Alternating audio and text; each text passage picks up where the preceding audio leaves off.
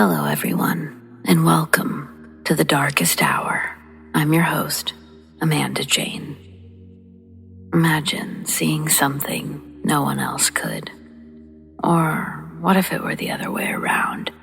What if everyone else saw something that you couldn't? I think each scenario comes with its own set of challenges. Tonight you'll hear stories from those who have experienced the paranormal in slightly different ways. Some encounters felt like comfort, others like danger. And then there are those that simply are there. No harm, no help. Just an unexplained presence that lingers, indifferent to the living. What exactly are these beings? Echoes of lives left unfinished? Or are we glimpsing into something else? A glitch, or a fragment of another time that somehow overlaps with our own? It's possible it's a reality we've yet to comprehend, but yearn to understand, one story at a time. So, let's get started, shall we?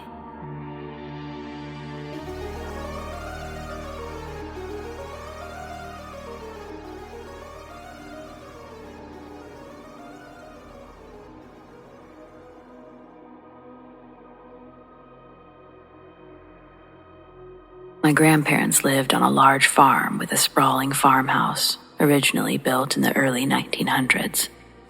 During the holidays, we'd have big family gatherings with relatives coming from all over, and one night the adults decided to go out, leaving my grandmother to watch the grandkids.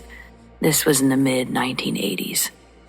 Once everyone was in bed, my grandmother settled into a recliner in the living room to watch TV.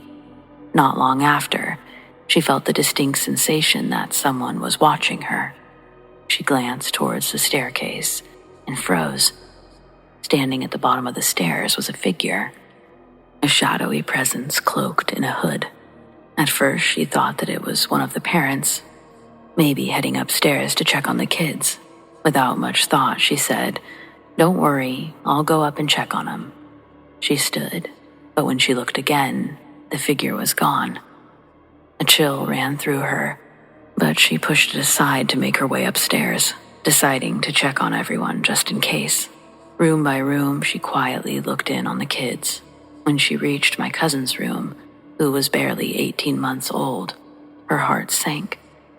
Through the dim glow of a nightlight, she could see my cousin struggling to breathe, pale, wheezing, and gasping intermittently. She had severe asthma and was in the throes of a dangerous attack. Panicking, my grandmother called 911, and soon my cousin was taken to the hospital, where she made a full recovery. But as my grandmother packed her up for transport, a disturbing realization hit her.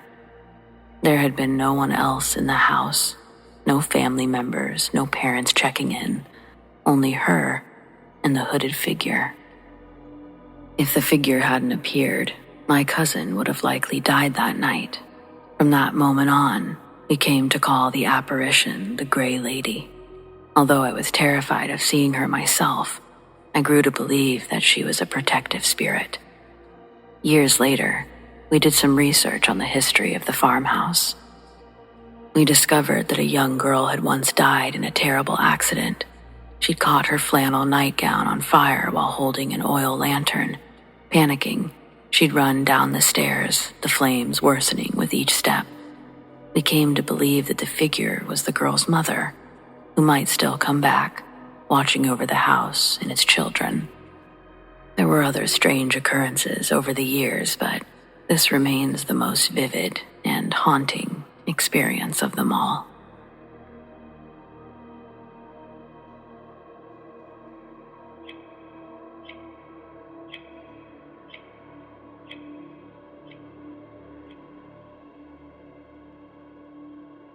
I moved back into my house after having my ex legally evicted.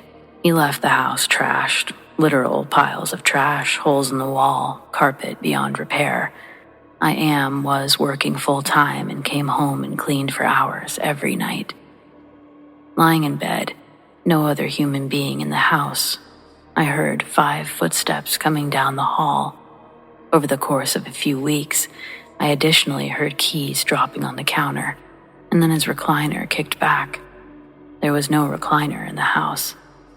My dog and cat heard it too. The cat would hide. The dog would give one low growl. We heard this over the course of weeks, once or twice a week. It always stopped with the sound of the recliner. And then it got worse. I fully believe that people can see and hear imaginary things due to stress, being tired, whatever. But I don't believe that that's true for dogs and cats. I'm in bed. Footsteps, keys, recliner. Then, the water in the master bathroom started running. My cat flew under the bed. My dog went into full war dog mode. Every hair on her body was up. She stood on the bed, barking, growling, licking her lips. She was ready to eat whoever was in the bathroom. Then the water stopped. The house was silent. That big, thick, heavy silence. Ears straining for any sound. I stayed still, frozen, waiting for someone to come out, but no one ever did. Eventually, my dog laid down, but kept staring at the bathroom door. There was no way that I could sleep. I psyched myself up and opened the door. No one was in there. I touched the sink and it was dry. There's no part of that event that could possibly happen. No way did I imagine the sounds because my cat and dog heard it too. There's no way the sink could be dry because we heard the water running. There's just no way. There is no way. It still blows my mind. None of it should have happened, but it did.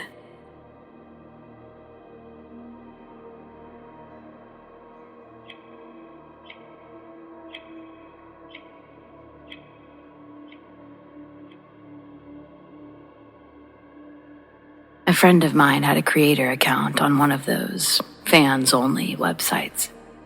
She already had a job, but she started getting a much larger payday every month. I said to myself, I've got way bigger assets than she does. I could easily make what she's making, and I did. I took all the pics I needed, didn't care who saw my promotions, and threw a few promo pics up on my socials. Talk about dudes coming out of the woodwork. Suddenly, all of my friends were photographers, all willing to shoot for free. They just appreciated the exposure. It would have been bad business not to accept at least a few of these offers, so I got my account poppin'. All this had me feeling like my next move was to go live, you know? I was planning on having a live session on a specific date. The night arrives, curtains up, lights, camera, action. I'm shaking my ass to some young thug, and the chat's blowing up with donations. The camera was artistically positioned with my sliding closet door in mind because it had a huge mirror on it. I'm facing away from it, typing to my followers, and one of them says, "I'm out. Whatever you got going on behind you is creepy." That was offensive to say when I'm delivering the goods, you know? So I clap back. "Well, screw off then, you limp prick." But then, more people in the chat start saying things like, "Who's in the closet? Is that guy going to join you? Someone keeps looking out." I stop what I'm doing because multiple people are blowing up the chat. I mean, if these dudes are pausing their business to warn me, I'm taking it seriously. I've seen people with literal roaches crawling through their sheets, and no one in the chat bats an eye. Yet here I am, working hard for my money, and all they're talking about is some pale face that keeps popping its head out from behind the closet. I get up, walk over to it. In the mirror's reflection, I can see the chat bubbles rolling, faster than ever. I don't know if there's a word for the mix of terrified and oddly humiliated, but that's what I was feeling. My sexy night turned into some Casper hunting nonsense. Goes without saying, nobody should have been in my closet. I slide the door open, showed the chat that nobody was inside, and then close it. Got back into bed and typed, "Can we keep going or what?" They start replying, "Do you know the history of your house? Has someone you know died recently?" Cool, this cam session was the worst confidence booster in the history of time. I'm here in front of you, God and country, and you're more interested in the history of my house? Thanks. I ended the session right there. Exit, goodbye. Go watch the Discovery Channel. And I clicked out. I'd made a special room for my job. Shh, don't tell anyone, but it's not my real bedroom. It's half of a room that I've filled with lava lamps and a mattress, and the other half is packed with my computers and lighting equipment. I can't keep the lava lamps on all the time. There's about 16 of them scattered around, and their cords are clustered into 3 power strips that I flip off individually. The room goes into a temporary blackout before I can reach the main light switch. It's a California King mattress, so it's a squishy crawl across the bed's memory foam, and the room is as quiet as can be. That serenity was interrupted by the squeaking wheels of my closet door, slowly opening in the dark. I freeze mid-crawl, listening to the door bump against the wall. If the lights were on, I'd be looking into a wide-open closet. I live alone, and I'd already checked that closet live on camera. I'm positive it was empty. There's still a fourth of the mattress to get across, and a couple of feet of carpet between me and that light switch. Just as I'm about to move, the hanger starts shaking, making noise. That had me Superman diving for the wall switch. I flipped it on and pow, the closet was wide open again. Everything that had been on a hanger was on the floor, along with most of the hangers. I was pissed. Living or ghost, there's no reason to be doing that kind of shit. Later that night, I tried to replay the footage from my live premiere, and all of it was completely pixelated. Way worse than a low-quality 720p. It hadn't looked like that during the stream, and nobody in the chat had mentioned any quality issues. They'd all seen whatever creepy stuff was going on behind me. After a bunch of Google searches, I couldn't find any way to fix it. Screw it. I kept updating my content regularly, but I haven't gone live since. I'm scared this will affect my numbers, but I'm more scared of more things happening in front of a live audience. As much as I'd like to pretend it's not real, I've seen the tiny chandelier swinging in circles, its glass crystals clinking and clanking against each other, hard enough to chip. I'm praying that my landlord doesn't notice that. I'm sick of feeling scared like this, though. My niece hates this place. She's only 3. The first time my sister brought her over, she started crying, following something with her eyes, like she was watching invisible birds dive bomb her or something, muttering, "I don't like pointy teeth, man." I was like, "Christine, could you take care of your kid instead of encouraging her imaginary fears? There's nothing up here." Christine was like, "Well, Anne-Marie sees something." She sure did. The kid looked absolutely paralyzed with fear. I felt so bad. Earlier that day, Christine and Anne-Marie had gone to the library and checked out a few books. One of the books was left at my house, but when I read the title to Christine later, she didn't remember ever checking it out. The receipt on her library card had no record of the book either, and all of her other books were still accounted for. Those of you wondering, it was a book about national parks, so I'm not sure it's exactly scary, but it appearing out of nowhere is. One night, I was lying on the mattress just trying to relax when I heard a soft whisper. It was too quiet to make out the words, but it sounded like it was right next to my ear.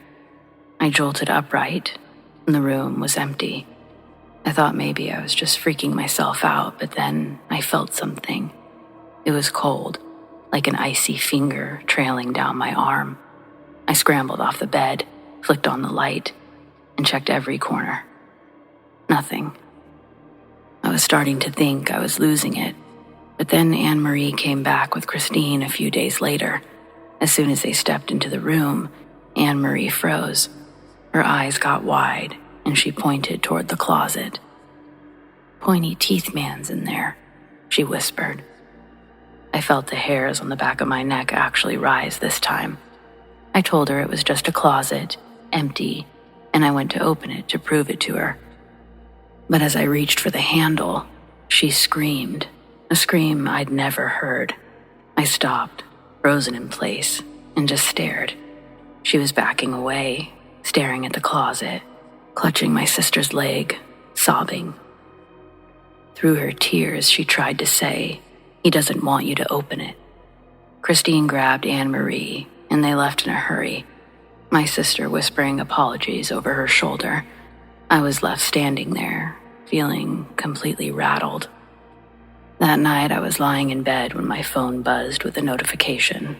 Someone had posted a comment on my account from a profile I'd never seen before. "Why'd you stop going live? We miss you. He misses you." I know it was probably a typo, but it really creeped me out to see that message. And then my phone buzzed again. Another comment.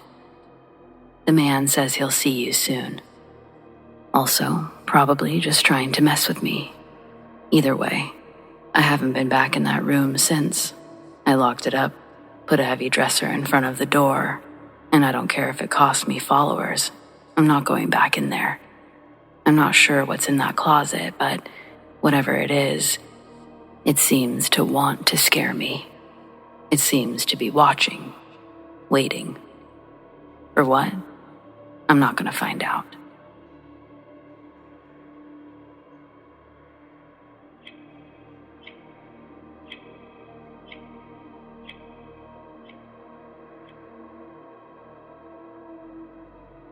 In 2011, my friend's sister Mira joined an engineering college with on-campus hostels for both boys and girls. Mira was assigned a room on the second floor of the girls' hostel, Building C, with a roommate named Santa. The room was intended for 3 people, but for reasons unknown, the third bed and cupboard remained empty from the day Mira moved in. The first week went uneventfully. Classes, assignments, and exploring the new city kept them both pretty busy, but things took a strange turn in the second week when Santa started acting oddly. She began staying up all night and sleeping through the day, barely speaking even when awake. As time went on, her behavior became more unsettling, and Mira rarely saw her during daylight hours. One night, Mira was jolted awake. The lights in the room were on, and there at her desk sat Santa. Her hair hung loosely around her face, and an open book lay upside down in front of her. Something about her posture was deeply unnerving. Mira called Santa's name softly at first. "Santa?" There was no response. She called again, louder. "Santa?" Still, no reaction. By the 4th call, almost shouting, Santa finally looked up. What Mira saw made her freeze. Santa's eyes were wide open, bloodshot and unblinking. Her expression blank. She leaned forward and whispered, "Sleep." Terrified, Mira pulled the covers over herself and lay there, heart pounding, all the way till dawn. The next day, as soon as her lectures were over, Mira rushed to the warden's office to request a room change. When the warden asked her why, Mira hesitated and then mentioned how unsettling her experiences with Santa had been. She saw the warden's face go pale. "Mira," she said slowly, "no one else was ever assigned to that room with you. From day one, you were meant to be alone." Mira never saw Santa again.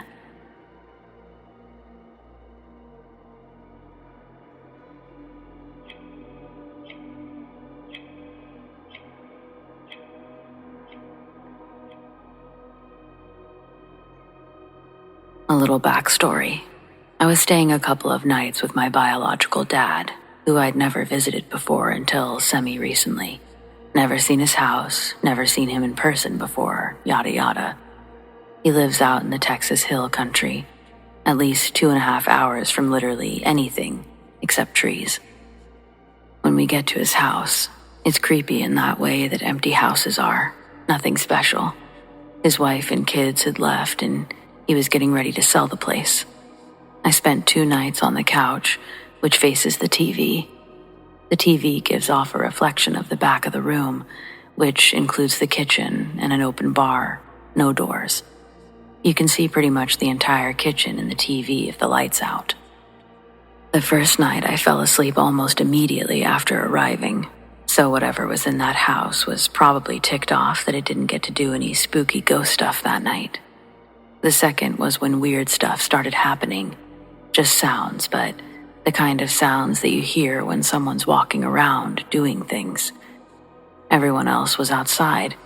I knew that for a fact. I could see them out on the porch. No one was in the house with me. I heard splashing, like someone was using the sink. I thought that the cat might be playing in its water bowl or something. I heard footsteps, no boot steps in the kitchen. At this point, I was like, okay, this is ghost stuff. I heard crinkling chip bags, ghost-like potato chips, I guess. The rest of the night was whispers, breathing, distant gunfire. Not actual gunfire, just faint, barely there artillery fire. I feel like it's worth noting that I'm a really, really calm person. This stuff is creepy, but I'm tired. I just finished watching Lost Boys. It's late. I tell whatever it is to leave me alone. And then I go to sleep. The next morning, the cat is acting weird. Biological dad even mentions that she usually doesn't act this way. Examples. Keeps getting all prickly and weird and skittish at absolutely nothing. I ignore this, having slept like crap, and I sit down in front of the switched-off TV to stare into space for a while. So again, both my mom and biological dad are out on the porch, talking because this is Texas. And I shit you not, I look into the reflection of the kitchen, and I see a straight-up horror movie shadowy outline of a person just hanging out, walking around the kitchen like they're getting ready for their day. And I hear the tinkering of a spoon in a coffee cup. This ghost is straight up making ghost coffee. I look behind me at the kitchen and nobody's there. I look back at the reflection and there it is, still moving around casually. Suddenly it stops. I get the feeling that it's realized it's being watched. So I give a little wave into the reflection of the TV. Friendly enough. Hey, dead guy, I see you. What's up? It immediately starts making a beeline toward the couch where I'm sitting, and I get the hell out of there ASAP. But yeah, I saw a ghost make coffee once.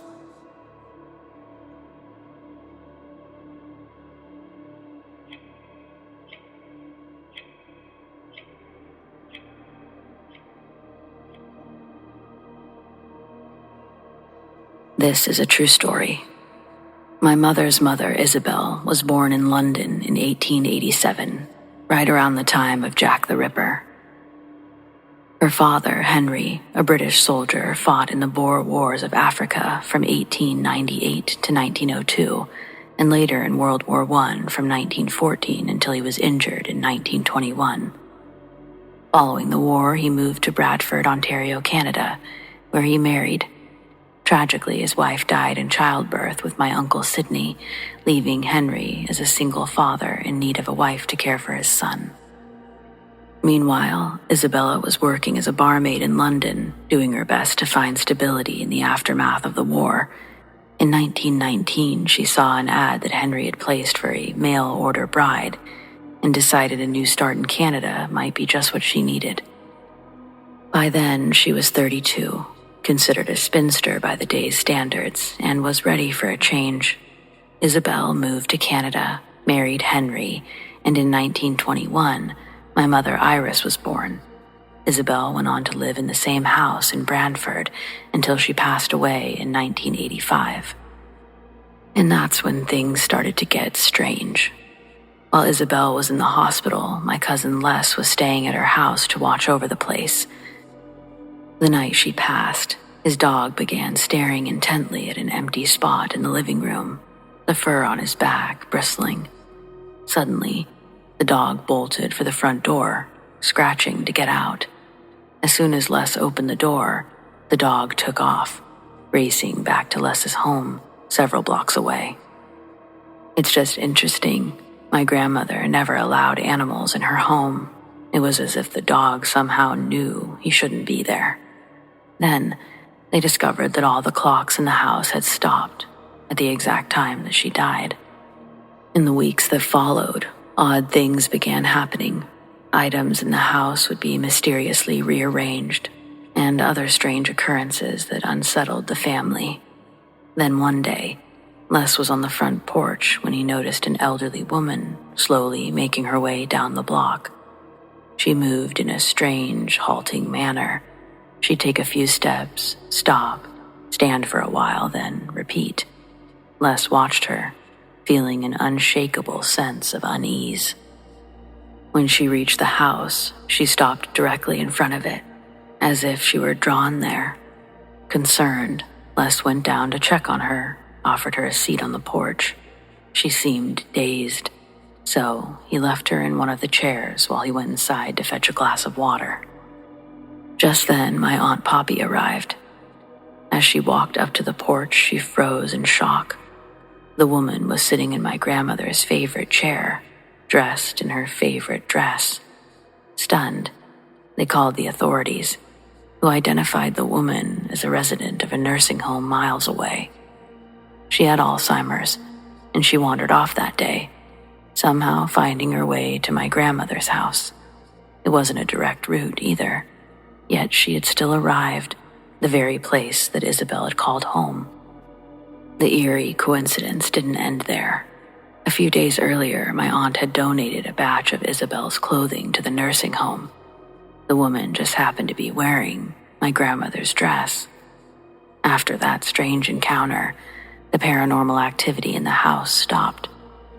It was as if Isabel had finally received a farewell message through this mysterious visitor. It remains one of my favorite stories about my grandmother, Isabel. And one day, I'll tell you the one about my father's mother, Vera.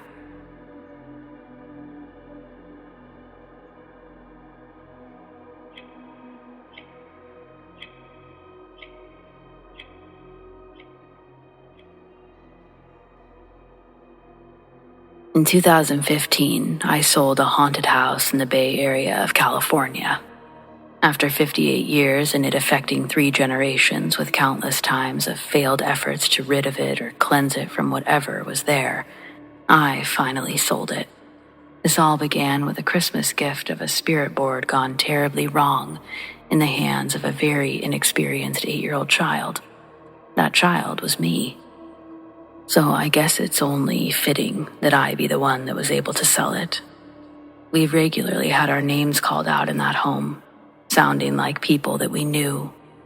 It wasn't just that. It was also having someone sit on our bed, something that escalated to being laid on and held down. Mirrors were a nightmare, as we always saw someone or something walking past, which would mean that whatever it was had to be at least 5 feet off the ground. It was tall, taller than we were as children, and especially taller than us as children. In our living room, anything near an antique mirror that was hanging would shatter. First we'd hear the crackle sound, and then pow.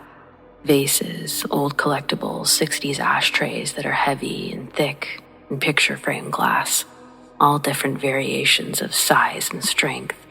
They would all break.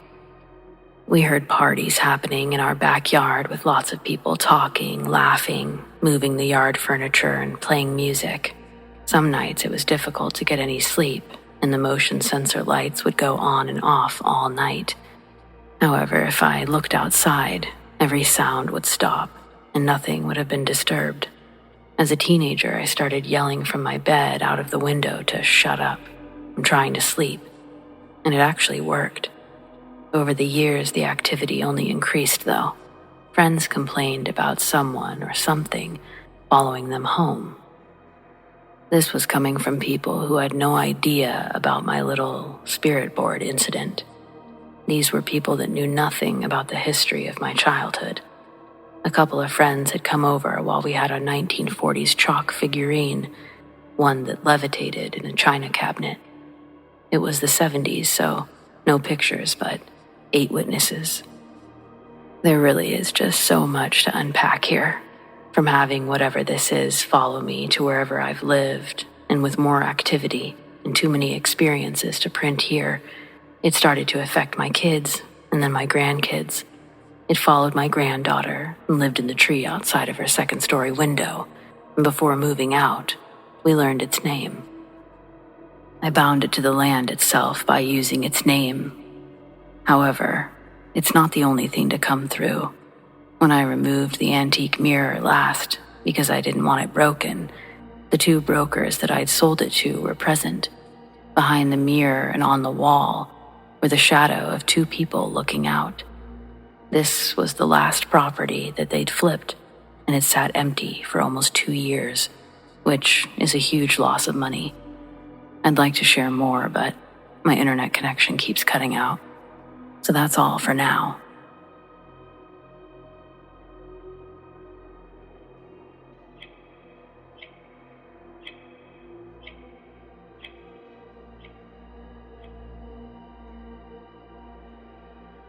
When I was about 16 or 17, I lived near some woods. They were a convenient shortcut to college, so I often walked through them, day or night, without ever feeling unsafe. But one night, that changed. I was walking home from the local pub, decided to take my usual shortcut through the woods. I strolled along, feeling relaxed, not bothered by the darkness around me at all. As I reached the end of the trail, I noticed a woman sitting alone on a bench. I nodded to her as I passed and said, "Good evening," and she slowly lifted her head, gave me a quiet smile, and replied, "And a very good evening to you." And then she started laughing, a strange, eerie laugh. I shrugged it off, assuming that she was just a bit odd, and I continued home. When I got in, both my parents were already in bed. I quietly made myself a cup of tea and sat down to watch some TV, trying to shake off the odd encounter. As I was sitting there, I suddenly looked up and froze. Through the front window, I saw the same woman standing outside, staring right at me. I jumped up, nearly spilling my tea. My heart was literally pounding as I rushed to the front door, flung it open, and shouted, "What the hell are you doing?" But she just stood there, silent, still staring. "Get out of here," I shouted. She finally turned around and walked away, heading back towards the road in the direction of the woods. I watched until she disappeared, and then I locked the door and went to bed, feeling unnerved. The next morning, I went downstairs and found my parents and sister having breakfast. I started telling them about the creepy night, explaining how the woman had followed me from the woods. But then my sister looked at me and said, "Are you serious? I heard you shouting last night, so I looked out my window. You were alone. There was no one there." "Rubbish. She was right outside the window." "Nope," my sister insisted.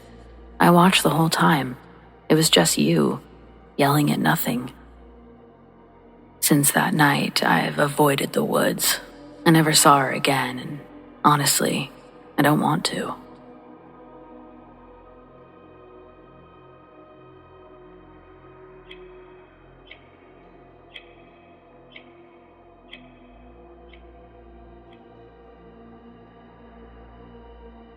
Have you ever had to watch someone mentally break?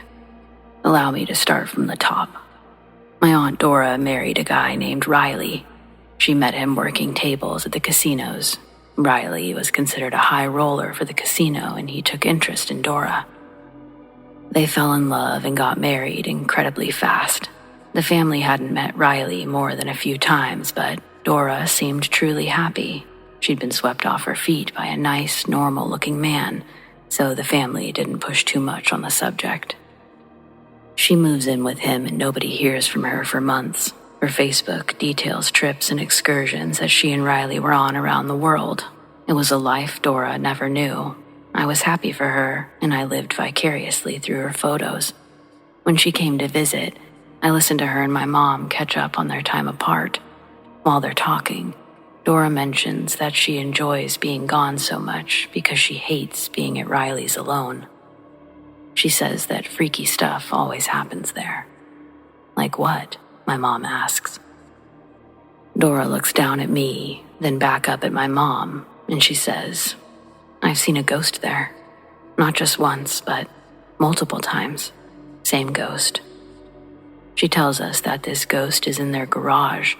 Riley has 3 cars parked in there, and she can see a woman walking behind them. When the lights get turned on, or a flashlight gets pointed in her direction, she ducks down and crawls out of sight. Dora stopped giving chase because she could never find the woman the previous times that she tried, and this is how she determined ghost. Hearing her say that all really scared me. My mom told me that ghosts weren't real, but Auntie Dora's seen one. When she left our house that night, I asked my mom about it, and the reply she gave me was unexpected, and it wasn't what she said, it was how she said it that made me take note. Her voice was hesitant. She chose the words she was going to say to me very carefully. "Dora's under a lot of stress." I waited for more, but my mom's face told me that she herself was trying to make sense of it, puzzled and sad. From what I know, their relationship was not the ideal sister-sister friendship, and Riley felt like the wedge that might finally divide them. I didn't, but my mom knew Riley was abusive. Dora would lie about anything not to put him in a bad light. As a kid, though, I did notice that Dora's visits became more frequent. I really liked having her over, and I know deep down my mom enjoyed having her little sister around more, even though she would never admit it. She would swing by our house at least once a week, sometimes more, and along with her visits, she'd often have another story about the girl in the garage. In the span of maybe 2 months, Dora's opinion of the ghost woman had changed. She was no longer creeped out by her. She started believing the ghost needed something from her.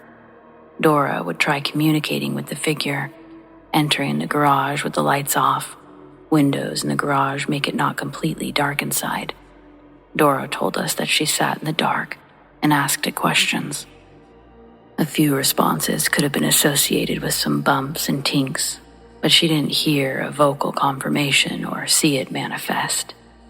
If we are to consider those bumps to be answers, Dora said the spirit in the garage is a female who was murdered, and help. How can I help? Isn't a yes or no question, but the bumps stopped when Riley's car started rolling up the driveway. Dora didn't want Riley to know that she was trying to talk to ghosts in his garage, so she ran back into the house before the automatic garage doors started rolling up. Dora's story takes a segue that I was asked to leave the room for. When Riley came home that night, he expected Dora to be asleep. She didn't even realize how late it was until she ran back into the kitchen and saw that it was almost midnight. Riley leaves work, 8 o'clock at the latest, but recently he'd been coming home late. He'd given Dora a million excuses, including a sick cousin that had been visiting.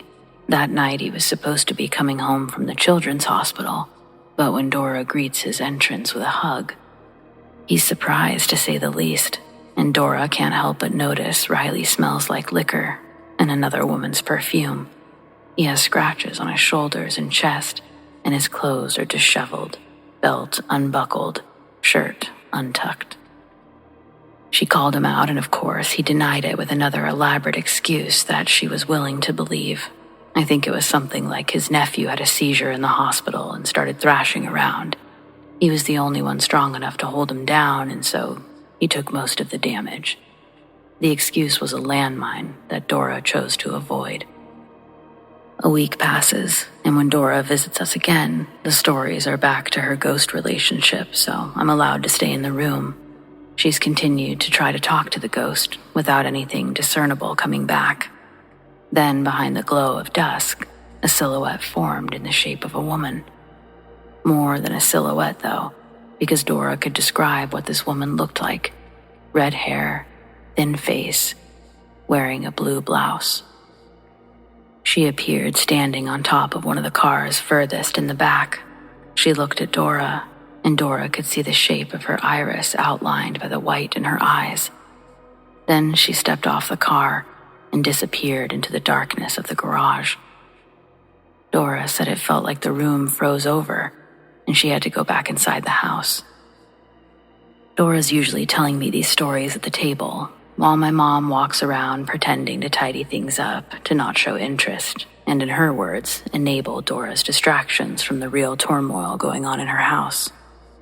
In Mom's metaphor, Dora's fallen on more of Riley's landmines than she's avoided. I didn't know any of this was happening at the time. I was a child, so there wouldn't have been much I could have done regardless, but I believed Dora when she told us she fell off the couch and hit her arm on the coffee table. I did that last week playing with my Barbies. I understood where Dora was coming from. Though my bruise didn't resemble a handprint, I bought it, hook, line, and sinker. Thankfully, my mom was smarter and constantly begging Dora to leave Riley, to live with us, but she couldn't do it. As an adult, I'm remembering Dora had a lot of confidence issues, daddy issues. I know my mom and Dora's father, Huey, I think, Huey wasn't in their lives, besides stopping in to borrow money from my grandma and to kiss his daughters. Dora's next visit is in the middle of the night. I'm supposed to be asleep, but I listen through the bedroom door as she tells my mom about how she found out Riley was cheating on her. Real evidence, like a girl's underwear in his car and handcuffs. They were lying on the passenger seat of his car. She didn't even need to search. Right when he pulled into the garage that night, she got into the passenger seat of his car and asked him to drive her to the store. He wasn't able to stash it away. Dora loses it. She gets out of the car and starts crying and yelling at Riley, who's still in the car. He tries to lighten the blow by telling Dora that they're only hookers. He doesn't love them like he loves her. She spits on him through the passenger's open door, then slams it. He put the car in reverse and peeled out of the garage. Dora then grabbed her car keys and drove to our house. Dora stays the night that night, but leaves in the morning before I wake up. It felt like a dream, but I knew it wasn't. She also shows up again, trying her best to smile and have a sister night with my mom. I remember I already knew what was really going on, even though I shouldn't have, but still, I decided to give them some natural space. Then Dora stayed another night, and then sooner or later, she's living in my mom's yoga room, decorating it with her own style. Months go by. Our living situation is just fine, but out of nowhere, the cops show up to our house looking for Dora. They ask when's the last time she's seen Riley. That question brought the feelings and emotions back up to the surface, and Dora told the police all that entailed his departure. One of the police officers pulls out a photo and shows it to Dora. It's too high for me to see, but when both sisters cupped their hands over their mouths, I could only assume that it was something bad in that photo that they'd tell me about later, hopefully. I hated waiting for stuff as a kid, but I knew that it would have been in bad taste for them to call me over to gawk at some photos. What the police showed Dora and my mom were a crime scene photo, one that they'd taken at the motel in the next county over.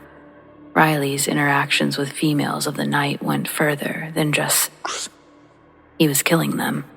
They had evidence of 3 that they could link to him. But this photo isn't of Riley's last victim. It's of Riley. He's deceased, naked, in a crouching position between the bed and the wall. He was shot to death. The woman Riley picked up that night hadn't lived in the area that long.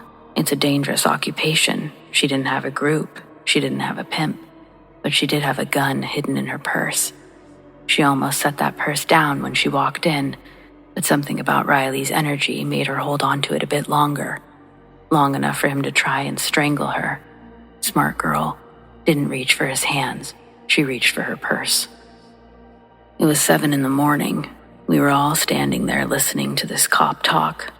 This is when I saw my Aunt Dora mentally break. My mother's mouth was wide open when the cops started talking. The last emotional jolt I saw Dora display was her reaction to the picture. After that, her face was stoic, flattened with expression, like she'd been bored with what the police officer had to say. When they left, Dora stayed one more night and left the next morning before me and my mom were awake. Within, I'd say, 9 days of this whole thing, Dora used all of her savings and moved to Fairbanks, Alaska. She lives in an apartment and works at a bar. I'm pretty sure my mom said she doesn't even go by Dora anymore.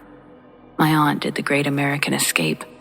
Although it was for such extreme reasons, it's nice that she took that leap into a new life. Optimism.